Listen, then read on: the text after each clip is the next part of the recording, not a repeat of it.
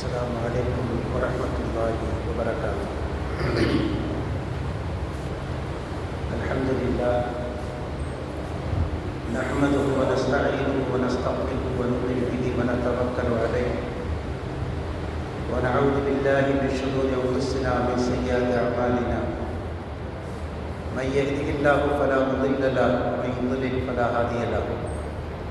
ونشهد أن لا إله إلا الله وحده لا شريك له ونشهد أن سيدنا محمدا عبده ورسوله.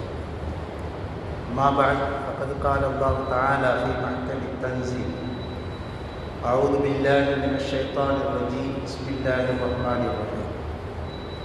وهو الذي جعل لكم الليل لباسا والنوم سباتا. قال النبي صلى الله عليه وسلم: خير الكلام كتاب الله وخير الهدي هدي محمد صلى الله عليه وسلم. صدق الله العظيم صدق النبي الكريم. ربي أوزعني أن أشكر نعمتك التي أنعمت علي. اللهم اغفر شيوخنا ولجميع الحاضرين برحمتك يا أرحم الراحمين. அளவற்ற அருளாளர், நிகரற்ற அன்பாளர், எல்லாமல்ல அல்லாஹ்வின் திருநாமம் கொண்டு என் வார்த்தைகளை ஆரம்பம் செய்கிறேன்.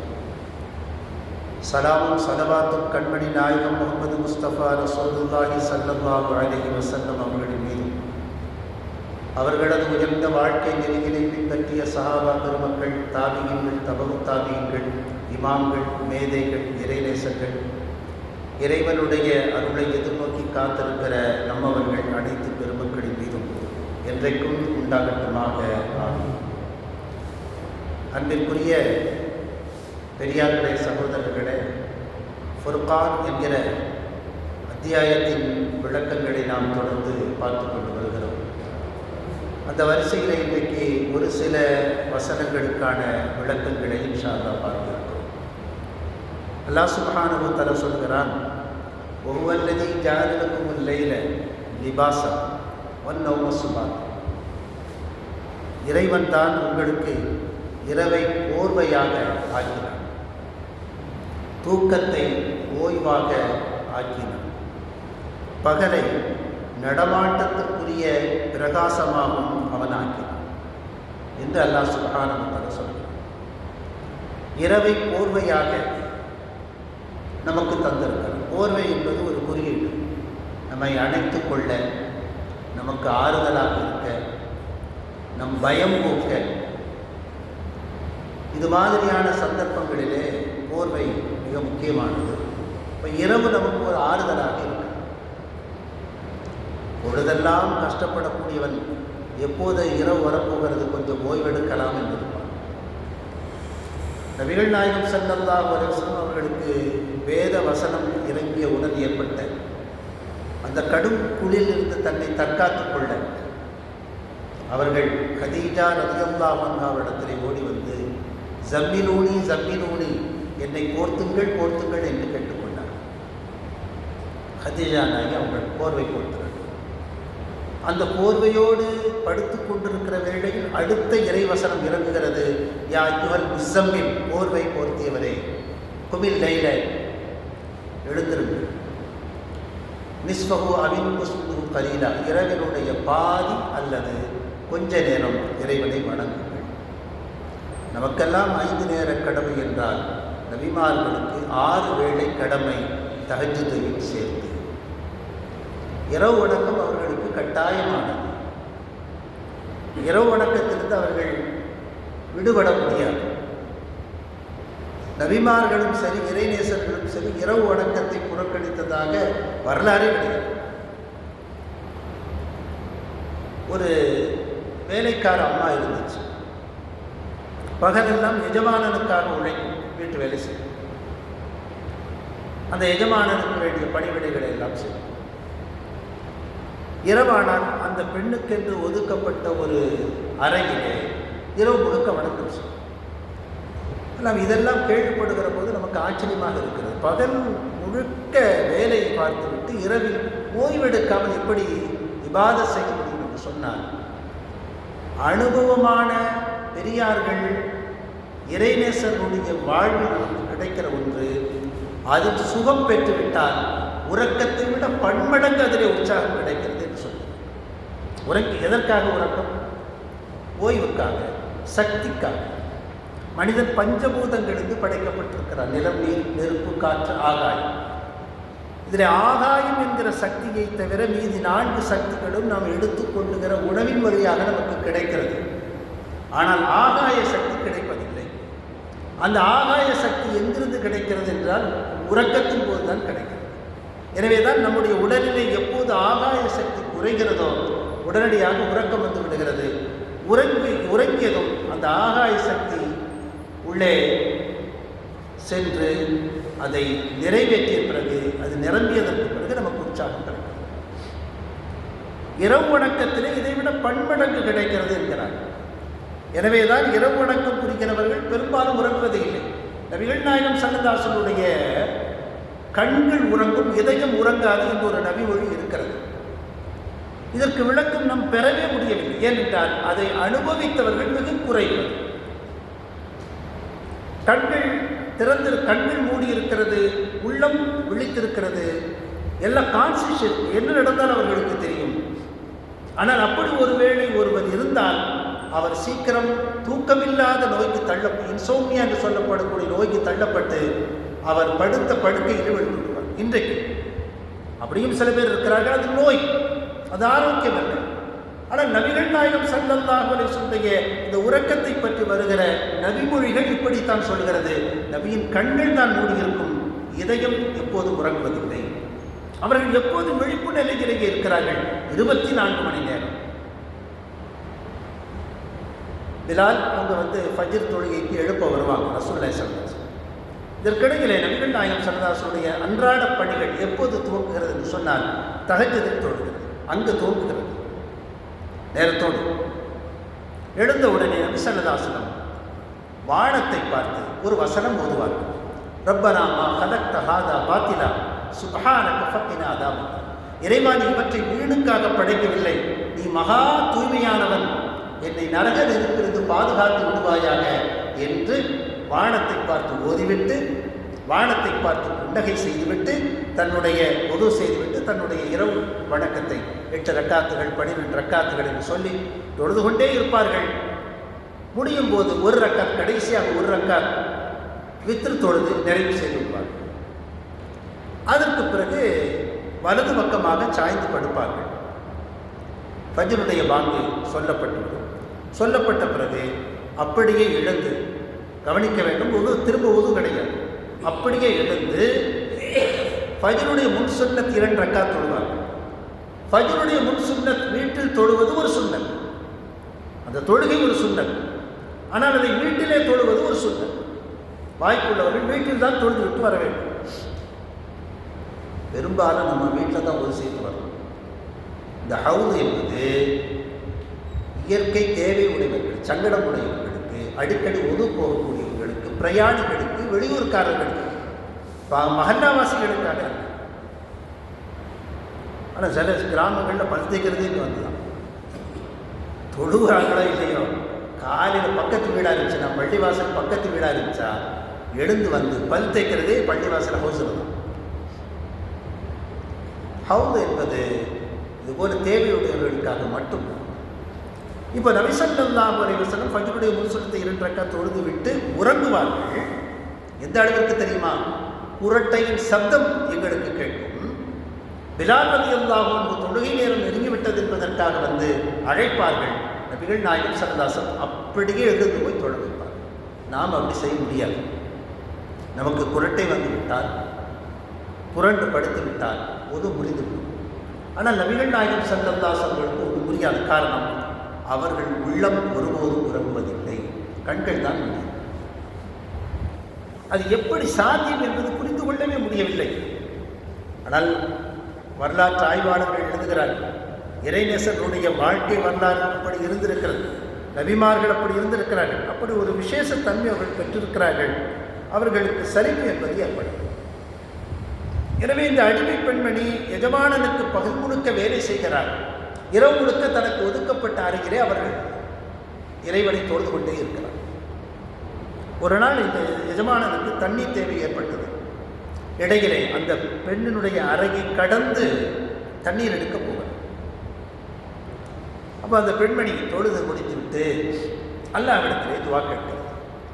யா அல்லாஹ், நீ என் மீது வைத்திருக்கிற அன்பின் காரணமாக எனக்கு என்னென்ன செய்து கொடு என்று கேட்கிறார். இவர் காதில் விழுது. தண்ணீர் எடுத்தார். திரும்ப தன்னுடைய அறைக்கு வந்தார். அந்த இரவு முடிந்தது.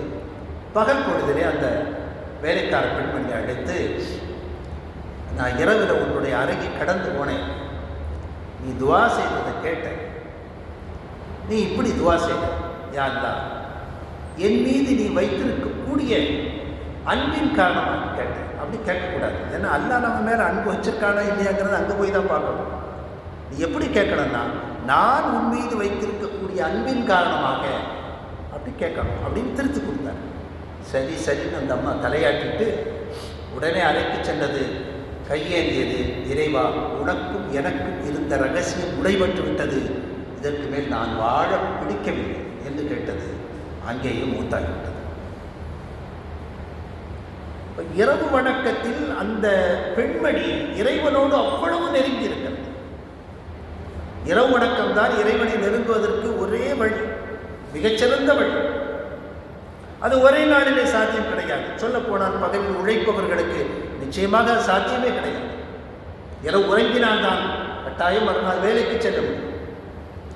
ஆனால் ஓய்வில் இருக்கிறவர்கள், சில மனிதர்களுக்கு இயல்பாகவே எல்லா விதமான வசதி வாய்ப்புகளையும் அல்லாஹ் சுப்ஹானஹு வ தஆலா தந்திருப்பார். அவர்கள் இது போன்ற மனிதர்கள் எல்லாம் எங்கே இரவு வாய்ப்பு கிடைக்கிறது என்று பார்த்து இரவு வணக்கத்தை கொஞ்சம் கொஞ்சமாக அதிகரித்துக் கொள்ளும். வருடத்தில் 30 நாட்கள், ஒரு மாதம் கட்டாய பயிற்சியை இறைவன் நமக்கு தருகிறார். ரமதானுடைய காலத்தில் எல்லா மனிதர்களுக்கும் அதை தருகிறார். அதிகாலை எழக்கூடிய, தொழக்கூடிய, அவனோடு துவா செய்யக்கூடிய ஒரு வாய்ப்பை அல்லாஹ் சுப்ஹானஹு வ தஆலா பேதம் இல்லாமல் எல்லோருக்குமே தருகிறார். அந்த பயிற்சி அடுத்து வரக்கூடிய 11 மாதங்களிலும் நமக்கு உபயோகமாக இருக்க வேண்டும். ஆனால் துரதிர்ஷ்டவசமாக பிறநாளைக்கு மறுநாளே எல்லாமே காலியாக இருக்கிறது. ஒரு மாதம் வெற்றி சடங்காக இருக்கிறது. அது கொடுத்த அனுபவங்கள் ஏதாவது இருக்கிறதா? இல்லை.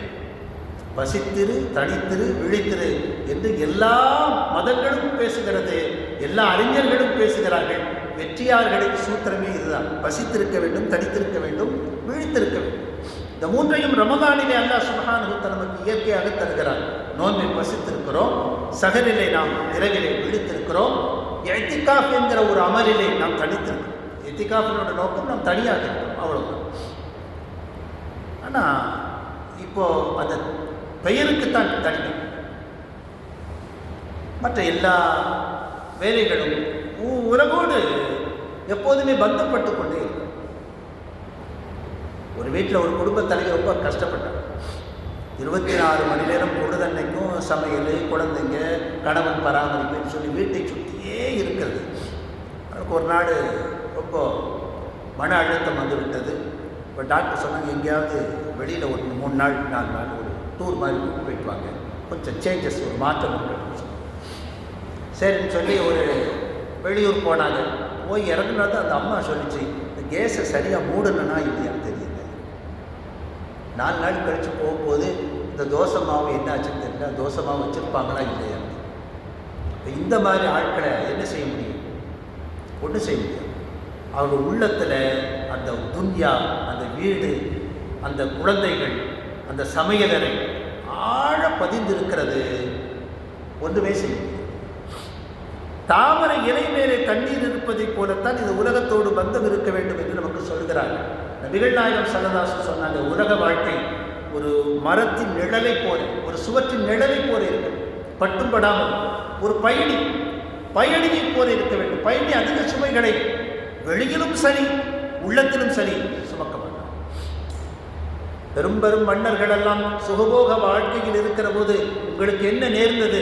இந்த சாதாரண படுக்கையில் நீங்கள் படுத்திருக்கிற ரசூலுல்லாஹி ஸல்லல்லாஹு அலைஹி வஸல்லம் படுத்த அந்த பாயினுடைய அடையாளங்கள் உங்கள் உடலில் இருக்கும்.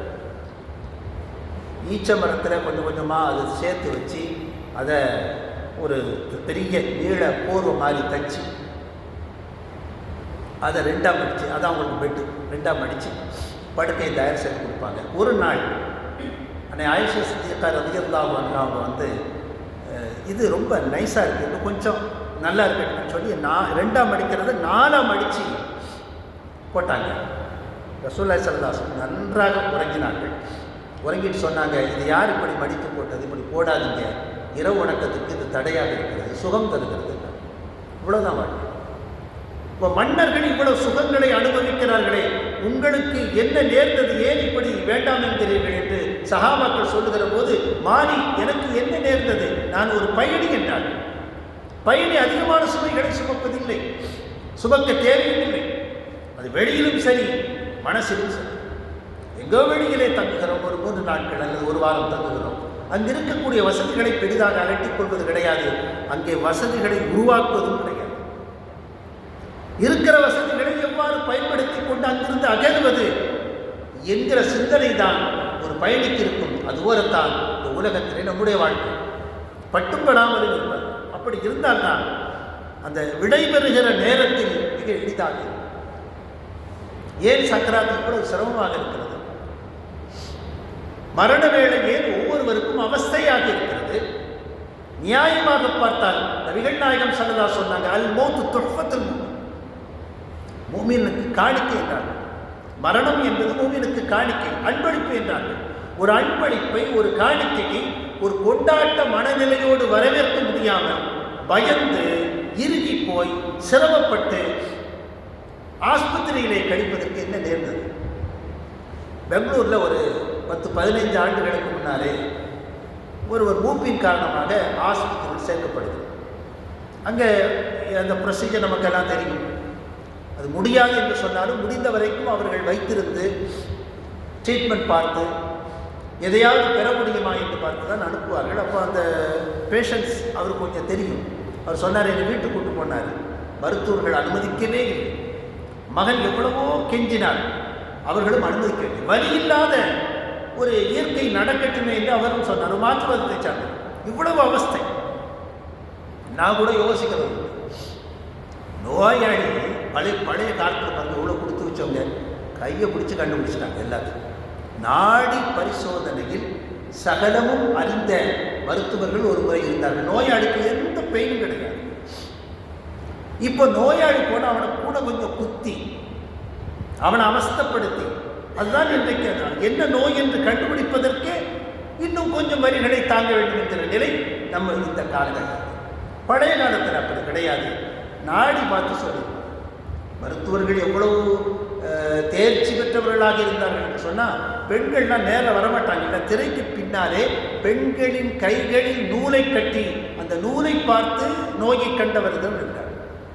அந்த வைத்தியர்களும் இருந்தார்கள். ஒரு வைத்தியர் உண்மையின் வைத்தியரா என்று பார்ப்பதற்காக பூனையின் காலிலே நூலை கட்டி இந்த பக்கம் விட்டு இந்த அம்மாவுக்கு என்ன செய்து சொல்லி அவர் சொல்லிட்டார், இது மனுஷனே கிடையாது. நூலை பிடிச்சி சொல்லிட்டார், இது மனுஷன் இல்லைம்மா, விளையாடாதீங்க. அவ்வளவு தேர்ச்சி பெற்றவர்கள் இருக்கார். ஆனால் இதுக்கு அவஸ்தை. அப்போ அந்த மாற்று மத அந்த சகோதரர் மருத்துவர்களிடத்தை எவ்வளவு கெஞ்சி கேட்கவில்லை. வழக்கமான இசிஜி அந்த டெஸ்ட்டு, எல்லா டெஸ்ட்டும், அப்புறம் எல்லா கருவிகளும் பொருத்தப்பட்டு பயங்கர அவஸ்தையோடு அவருடைய வாழ்க்கை முடிகிறது. வெளியே வந்து தந்தையை அடக்கம் செய்த கையோடு ஒரு சங்கம் ஆரம்பிக்கிறார். வலி இல்லாமல் மரணம், வலி இல்லாத மரணம். நிறைய உறுப்பினர்களை சேர்க்கிறார். அந்த சங்கத்தினுடைய பிரதான நோக்கம் என்று சொன்னால், இனிமேல் இவர்கள் தேரமாட்டார்கள் என்று மருத்துவர்கள் அறிவித்தவர்களை உடனடியாக மருத்துவமனையில் மீட்டு இயல்பாக இயற்கையாக அவர்கள் வீட்டு குடும்ப உறுப்பினர்களுக்கிடையே வைத்து அவருடைய ரூஹு போகிற மாதிரி ஏற்பாடு செய்வார். அவருக்கும் தீனுக்கும் சம்மந்தம் இல்லை. அவர் மாற்று மத சகோதரர். அவர் ஒன்றை பார்த்துருக்கிற வலி இல்லாமல், முடிந்த வரைக்கும் வலி இல்லாமல். எங்கள் உஸ்தாது ஒரு பேஷண்ட்டை சந்திக்கிறதுக்கு கூப்பிட்டு போனாங்க. அவங்க பார்க்க போனாங்க, என்னை கூப்பிட்டு போனாங்க. நாகர்கோவிலில் ஒரு ஆஜியார் பெட்டில் ரொம்ப அவஸ்தையில் இருக்கிறாரு. ரொம்ப சிரமப்பட்டு தஸ்மீம் அணியை அது பிடிக்கக்கூட அவருக்கு சக்தி இல்லை, பிடிக்கக்கூட சக்தி இல்லை. அது ரொம்ப சிரமப்பட்டு நகர்த்தார். இங்கே உஸ்தாத் போனவுடனே அவர் கையில் இருந்த தஸ்மீம் அணியை பிடிக்கி வீசிட்டார். இந்த நேரத்தில் இவ்வளோ வாஸ்து எண்ணிக்கை முக்கியமா, சொல்வது தான் முக்கியமா, எண்ணம் தானே முக்கியம். நபிகள் நாயகம் ஸல்லல்லாஹு அலைஹி வஸல்லம் மன் கால லா இலாஹ இல்லல்லாஹ் தகல் ஜன்னா, யார் கடைசி நேரத்தில் லா இலாஹ இல்லல்லாஹ் என்று சொல்லுகிறாரோ அவர் சொர்க்கம் நுழைவார். சொல்லவே முடியாது. இன்னொரு இடத்துல நபிகள் நாயகம் ஸல்லல்லாஹு அலைஹி வஸல்லம் சொன்னாங்க மைன் தயக்கன லா இலாஹ இல்லல்லாஹ் தகல் ஜன்னா, லா இலாஹ இல்லல்லாஹ் வணக்கத்திற்குரிய நாயன் அல்லாஹ்வை தவிர வேறு யாரும் இல்லை யார் உறுதி கொள்ளுகிறாரோ எண்ணுகிறாரோ அவர் சொர்க்கம் போய்விடுவார். கடைசி நேரத்திலே சொல்ல முடியாது, எண்ண முடியும். ஆனால் அந்த எண்ணிக்கை சீராக இருப்பதற்கு பழக்கம் வேண்டும். அன்றாட பழக்கம் இருந்தால் இல்லை என்றால் திடீரென்று வரும். சன்னமாக பழக வேண்டும். அல்லாஹ் சுப்ஹானஹு வ தஆலா இரவை கோர்வையாக ஆக்கியிருக்கிறது என்று சொன்னால் கதகதப்பாக உறங்குவதற்காக அல்ல, அது ஒரு கட்டம் வரைக்கும் அவ்வளவுதான். வயோதிகமானதற்கு பிறகு கூட, எல்லாம் முடிந்ததற்கு பிறகு கூட, உலகியல் கடமைகள் எல்லாம் முடிந்த பிறகும் கூட, குடும்பத்திற்கு செய்ய வேண்டிய கடமைகள் எல்லாம் முடிந்த பிறகும் கூட இன்னும் உறங்கிக் கொண்டிருக்கிறோம் என்று சொன்னால் உண்மையில் நாம் பெரும் நஷ்டவாளிகளாக இருக்கிறோம். முடிவே சொல்லப்போனால் முதிய வயதில் உறக்கம் வராது. வலுக்கட்டாயமாக மாத்திரை வாங்கி போட்டு உறக்கத்தை வர வைக்கிறவர்கள் இருக்காங்க. இயல்பாக உறக்கம் வராது. பல்லு போயிட்டுனா பல்லு கெட்டுரும். ஒருத்தர் அழகாக சொன்னார், பல் எப்போது விழுகிறது என்றால் உடலின் சக்தி குறைகிற போது, இறைப்பையின் சக்தி குறைகிற போது, செரிமான சக்தி குறைகிற போது. இயற்கையாக அல்லாஹ் சுப்ஹானஹு வ தஆலா நீ கடின உணவை சாப்பிடாதே என்பதற்கு எச்சரிக்கையாக பற்களை விழச் செய்கிறார். செயற்கையாக பல்லை கட்டி நீங்கள் அசைவம் போன்ற கடுமையான உணவுகளை மீண்டும் மீண்டும் சாப்பிட்டால் என்ன செய்வது? அதுபோலத்தான் உறக்கம் வரவில்லை என்றால் அது ஒரு ஏற்பாடு. உறக்கம் வரவில்லை என்றால் அது ஒரு ஏற்பாடு.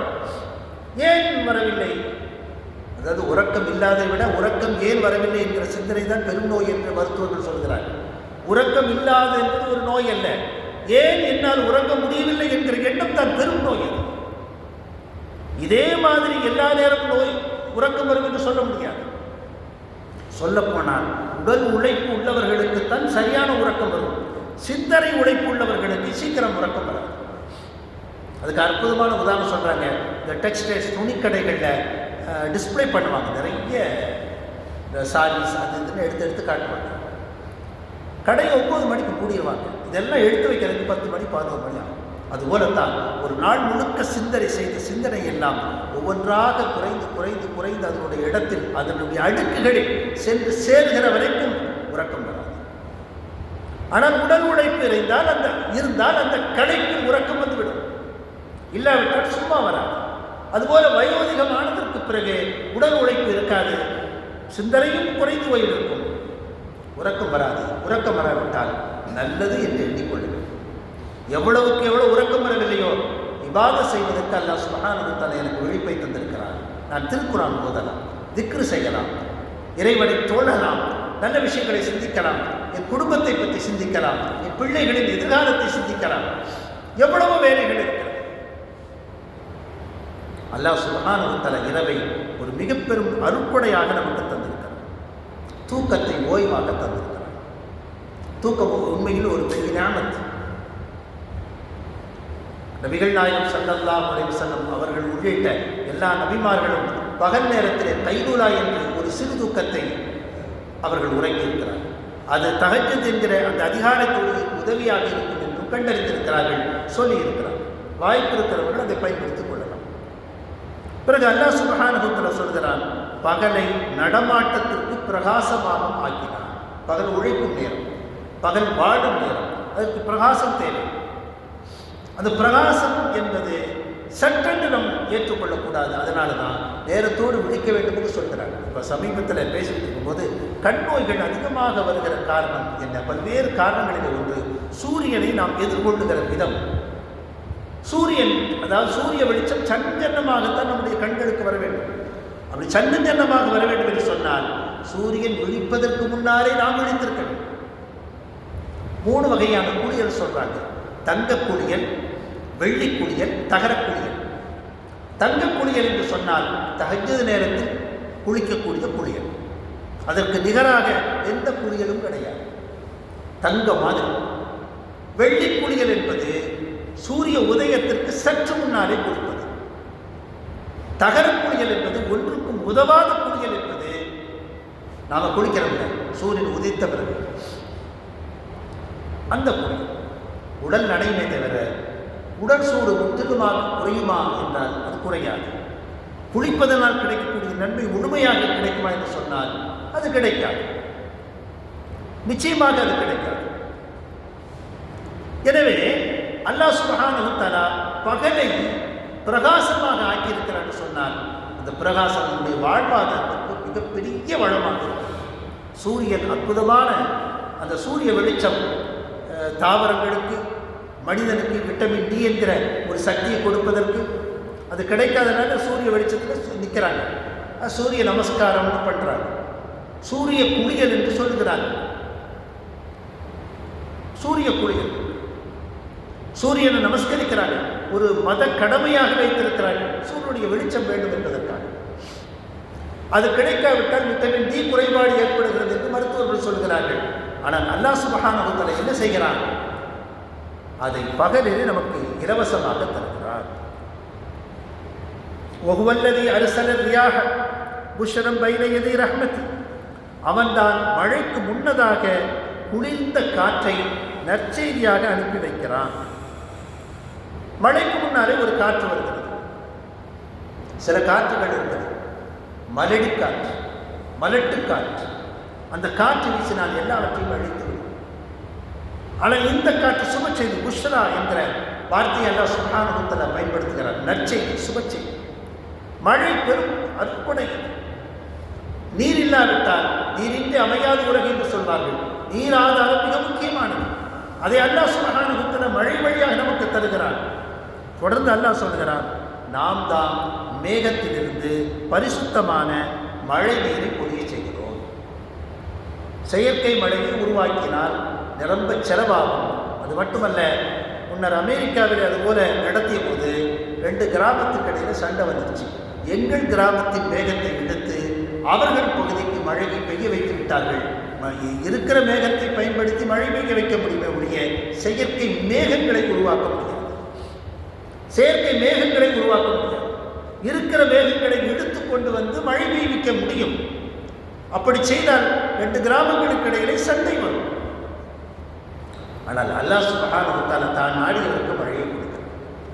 பார்த்தீங்கன்னா சில 4 தெருக்களில் மழை இருக்கும், அடுத்த தெருவிலே மழை இருக்காது. பக்கத்து தெருவிலே, பக்கத்து ஊரிலே மழை இருக்கும், இங்கே மழை இருக்காது. மழை எவ்வளவு பெரிய நியமத்! அல்லாஹ் சுப்ஹானஹு வ தஆலா அந்த மழைக்கு முன்னால் குளிர்ந்த காற்றை நற்செய்தியாக அனுப்பி அதற்கு பிறகு மழை பெய்ய செய்கிறார். நபிகள் நாயகம் ஸல்லல்லாஹு அலைஹி வஸல்லம் அவர்கள் மேகம் திரண்டால் கவலையோடு பள்ளிவாசலுக்குள் நுழைந்து விடுவார். அரபு நாட்டில் மழை எவ்வளவு தேவை என்பது நமக்கு தெரியும். அரபு நாட்டில் மழை அவ்வளவு தேவை. அது பாலைவனம் போகிறது. மழை அவர்களுக்கு பெரும் சந்தோஷம். இருக்கிற வீட்டில் இருக்கக்கூடிய சட்டி பானைகளை எல்லாம் வெளியில் கொண்டு வந்து வச்சு தண்ணி பிடிச்சிக்கணும். அது அந்த ஊர் பழக்கம். அந்த அளவுக்கு தண்ணி தேவை. அப்போ சஹாபாக்கள் கேட்குறாங்க, யாரை சொல்லலாம், மழை நல்ல விஷயம்தானே, நீங்கள் ஏன் ஒவ்வொரு முறை மழை மேகம் திருடுகிற போதெல்லாம் கவலைப்பட்டு நீங்கள் பள்ளிவாசலுக்கு செல்கிறீர்கள்?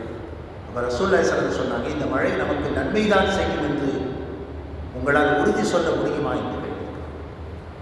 பல கூட்டங்கள் மழையினால் அழைக்கப்பட்டிருக்கிறது.